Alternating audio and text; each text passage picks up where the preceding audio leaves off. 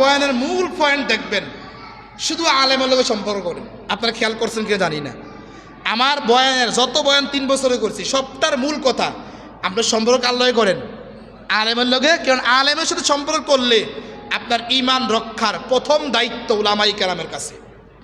উলামায়ে কেরামের চললে আপনি বুঝবেন কোন কথাটা বললে ঈমান আছে, কোনটা বললে ঈমান নাই, কোন কাজটা করলে ঈমান আছে, কোন কাজটা করলে ঈমান নাই। এটা কে বলতে পারে বলেন?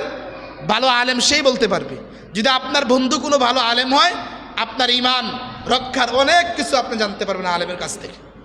তো এটা আবারও বলছি যে মনে করুন একজন মানুষ সে বলল, বা তার কোনো একটা বন্ধু, আওয়াম বন্ধু, পাবলিক বন্ধু, সে বলল দোস্ত যে বন্ধুরা বাতিল, হিন্দু অথবা খ্রিস্টান অথবা অন্য জাতি, ইসলাম ছাড়া অন্য জাতি, সে বলল দেখো তোমাদের যে কোরআন আছে, তোমাদের কি আছে?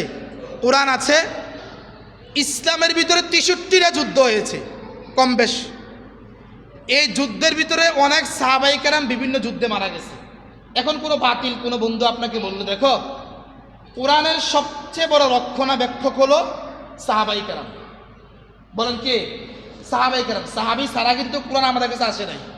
তাহলে রসুলের পরে কোরআন হেফাজতের মূল কারা?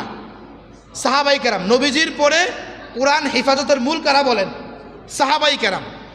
এখন আপনাকে কোন নাস্তিক, কোনো মুরতাদ অথবা কোনো ইহুদি, কোনো নাসারা আপনাকে প্রশ্ন করলো ভাই দেখো তোমাদের ইসলাম ধর্মের অনেক হাদিসের কিতাবে আছে যে ইসলামে অনেক যুদ্ধ হয়েছে, অনেক কি হয়েছে, এর মধ্যে কাফের বেঈমানরা টার্গেট কইরা কিছু কিছু সাহাবায়ে কেরামকে হত্যা করছে, যাদের সিনায় কোরআন ছিল, যাদের সিনা রসুলের ইসলাম ছিল, যাদের সিনা রসুলের হাদিসগুলো ছিল, এরকম টার্গেট কইরা কিছু কিছু সাহাবায়ে কেরামকে হত্যা করেছে।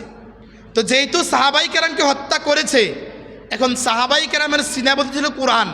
এখন কোরআন তো আর নাই, সাহাবী হত্যার সাথে কোরআন হত্যা হয়ে গিয়েছে, কোরআনও শেষ হয়ে গিয়েছে। আপনারা যদি আজ থেকে 100 বছর 150 বছর আগে ইতিহাস তাকান, ভারত উপমহাদেশে ইতিহাসবিদরা বলে আকসার গাছের ভিতরে হাফেজে কোরআন লাশ ইংরেজরা লটকাই দিছে।